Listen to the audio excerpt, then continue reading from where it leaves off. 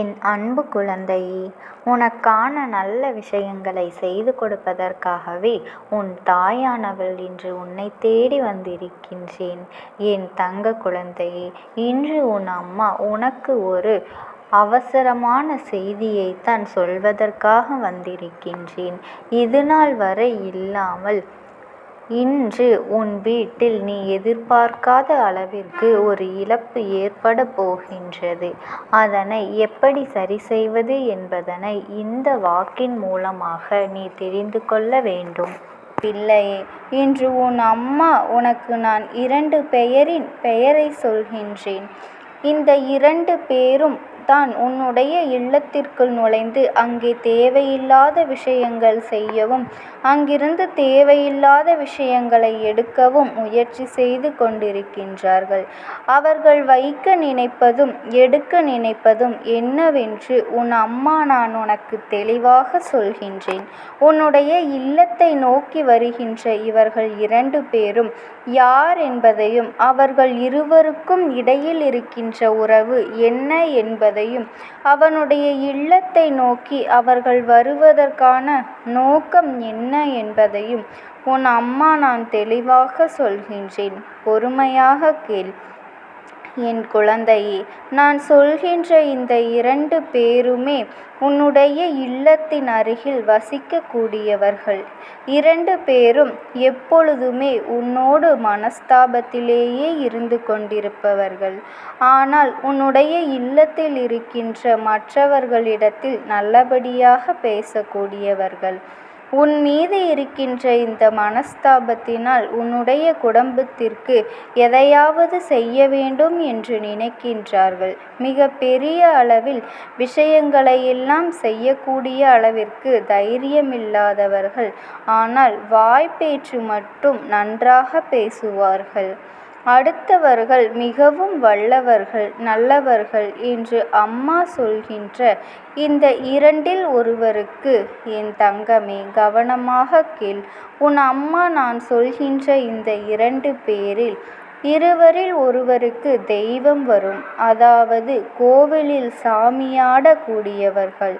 என் குழந்தையே, இப்பொழுது நான் சொன்னது யார் என்பதை நீ புரிந்து கொண்டிருப்பாய் என்று நான் நினைக்கின்றேன். உனக்கே இவர்கள் உண்மையாகத்தான் சாமியாடுகின்றார்களா? உண்மையாகவே இவர்கள் உடம்புக்குள் தெய்வம் வருகின்றதா? இவர்கள் ஏன் இது போன்று எல்லாம் நடந்து கொள்கின்றார்கள்? தெய்வத்தை உடலில் சுமக்கின்றவர்கள் அடுத்தவர்களுக்கு கெடுதல் நினைக்கலாமா என்பதுதான் உனக்கு அவர்கள் மீது இருக்கின்ற கோபமே. இந்த கோபத்தினால் நீ அவர்களிடத்தில் சரியாக பேசுவது கூட கிடையாது. அதிகப்படியான மனஸ்தாபத்தோடு தான் இருந்து கொண்டிருக்கின்றாய். முன்பெல்லாம் இவர்களிடத்தில் நீ நன்றாக பேசிக்கொண்டுதான் இருந்தாய். ஆனால் இப்பொழுது உனக்கு அவர்களுடைய நடவடிக்கைகள் சரியாக பிடிக்காததனால்தான் அவர்களுடைய எண்ணங்கள் மற்றவர்கள் மீது தவறாக இருப்பதினால் உனக்கு அவர்கள் மீது இருக்கின்ற அந்த பற்றுதல் போய்விட்டது.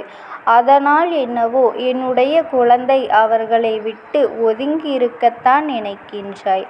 ஆனால் உன்னுடைய குடும்பத்தில் உள்ளவர்கள் இதையெல்லாம் பெரிதாக எடுத்துக்கொள்வது கிடையாது. அவர்கள் நமக்கு அருகில் உள்ளவர்கள், நம்முடைய உறவினர்கள். அவர்களையெல்லாம் ஒதுக்கக்கூடாது என்று உனக்குதான் அறிவுரைகளை சொல்லிக் கொண்டிருப்பார்களே தவிர அவர்கள் நல்லபடியாக பேசிக்கொண்டிருக்கின்றார்கள்.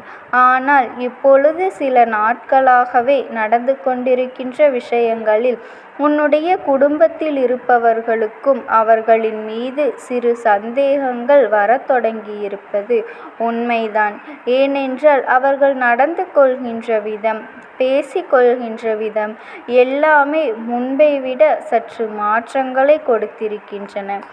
எப்பொழுது வேண்டுமானாலும் எப்படி வேண்டுமானாலும் மாறுகின்ற எண்ணங்கள் கொண்டவர்கள். அவர்களை பற்றி எப்பொழுதுமே புறம் பேசிக்கொண்டே இருப்பவர்கள். அதாவது புரணி பேசிக்கொண்டே இருப்பவர்கள். ஒரு தெய்வத்தை சுமக்கின்றவர்கள் இது போன்று செய்யலாமா என்று உன் மனதிற்குள் ஏற்பட்ட வேதனையை நான் நன்றாக அறிவேன். அது என்னவென்று நான் உனக்கு சொல்கின்றேன். என் தங்கமே, அதற்கு முன்பாக அவர்கள் உன்னுடைய இல்லத்தில் வைக்க முயற்சி செய்கின்றது என்னவென்று உனக்கு சொல்ல வேண்டுமல்லவா? அவர்களின் உன்னுடைய இல்லத்திற்கு எதிர்மறை எண்ணங்களை அதிகமாக வைத்து உன்னுடைய குடும்பத்தில் உள்ள உடன் பிறந்தவர்களுக்குள் இருக்கின்ற ஒற்றுமையை எடுத்து செல்ல நினைக்கின்றார்கள். ஒருவரை பற்றி ஒருவர் ஒரு வார்த்தைகளில் இல்லாததும் பொல்லாததும் சொல்லி குடும்பத்தை அல்லவா பிரிக்க நினைக்கின்றார்கள். இவர்களை திருத்துவது என்பது முடியாத காரியம். ஏனென்றால் உண்மையாகவே தெய்வத்தின் மீது பயம் இருக்கின்றவர்கள் இது போன்ற செயல்களை செய்ய மாட்டார்கள். ஆனால் இவர்களை விட்டுவிட்டு என் குழந்தை, உன்னால் இந்த விஷயத்தில் ஒரு விஷயத்தை நிச்சயமாக செய்ய முடியும். அது என்னவென்றால், என் குழந்தை, உன்னுடைய குடும்பத்தில் இருப்பவர்களுக்கு இவர்களை பற்றி உன்னால் நிச்சயமாக புரிய வைக்க முடியும். இவர்களின் வார்த்தைகளுக்கெல்லாம் ஒருபொழுதும் செவிசாய்க்க கூடாது. எப்பேற்பட்ட சூழ்நிலையிலும் இவர்களின் முன்னால் குடும்பம் பிரிந்துவிடக் கூடாது. யாரும் ஒருவரை ஒருவர் விட்டு கொடுக்க கூடாது என்று நினைக்க வேண்டும். எதையெல்லாம் உங்களுக்குள்ளேயே பேசி முடிவெடுக்க வேண்டும். என் குழந்தையே, இப்படிப்பட்ட எண்ணங்களை கொண்டவர்கள் எந்த எல்லைக்கும் செல்வார்கள். ஒரு குடும்பத்தையே அழிக்க வேண்டும் என்று நினைப்பவர்கள் இவர்கள். நிச்சயமாக உண்மையாகவே தெய்வத்தை தாங்கவில்லை என்பதையும் நீ இப்பொழுது என்னுடைய வாக்கினில் இருந்து புரிந்து கொள்ளலாம். அவர்கள் எந்த அளவிற்கு புனிதமானவர்களாக இருக்க வேண்டும். இங்கு இருப்பவர்கள் எல்லாம் என்ன செய்கிறார்கள் தெரியுமா? எதிரில் நிற்பவன் யார் என்று அவர்களுக்கு தெரிகின்றது. இது நம்முடைய சொந்தக்காரனோ நமக்கு மிகவும் வேண்டியவனோ என்பதையெல்லாம் தனியாக பிரித்து எறிந்து விடுகின்றார்கள். தெய்வம் உள்ளே நுழைந்து இருப்பது உண்மை என்றால் யாருக்குமே இங்கு யாரையுமே தெரியாது. எதிரில் நிற்பவன் தன்னுடைய பக்தன். அவனுக்குள் எந்த ஏற்றத்தாழ்வுகளையும் தெய்வம் காண்பிக்காது. யார் ஒருவர் இது போன்று நடந்து கொள்கின்றார்களோ உண்மையாகவே அவர்களுக்கும் தெய்வம் என்பது இல்லை என்பதை நீ அந்த நேரத்தில் உணர்ந்து கொள்ளலாம். தெய்வ சக்தியானது நீண்ட நேரம் யார் உடலிலும் தங்கி நிற்காது. அவர்கள் சில நேரங்கள் மட்டுமே அவர்களின் உடலில் இருப்பார்கள். அதற்குள் அவர்கள் சொல்கின்ற விஷயங்கள் மட்டுமே உண்மையாக இருக்கும். அதன் பிறகு மேலதாளத்திற்கு எல்லாம் ஆடிக்கொண்டிருப்பவர்கள் சொல்கின்ற விஷயங்களை எல்லாம், என் குழந்தை, உன்னுடைய மனது வேதனைப்படும்படி ஏதேனும் சொல்லிவிட்டார்கள் என்றால் அதையெல்லாம் நீ கணக்கில் எடுத்து கொள்ளாதே.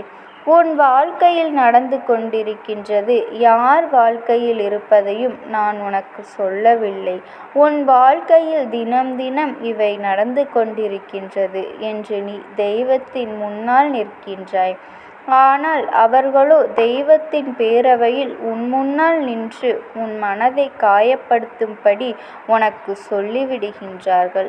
அப்பொழுது நீ புரிந்து கொள்ளலாம், இவர்களின் மனதில் நல்ல எண்ணங்கள் இல்லை. இவர்கள் உனக்கு ஏதேனும் தீயதைத்தான் செய்து முயற்சி செய்கின்றார்கள் என்று. இது போன்றவர்களுடைய சிந்தனைகளையும் எண்ணங்களையும் உன் வாழ்க்கையில் அண்டவிடாமல் நீதான் பார்த்து கொள்ள வேண்டும். என் தங்கமே, தெய்வத்தின் பெயரை சொல்லி போலியாக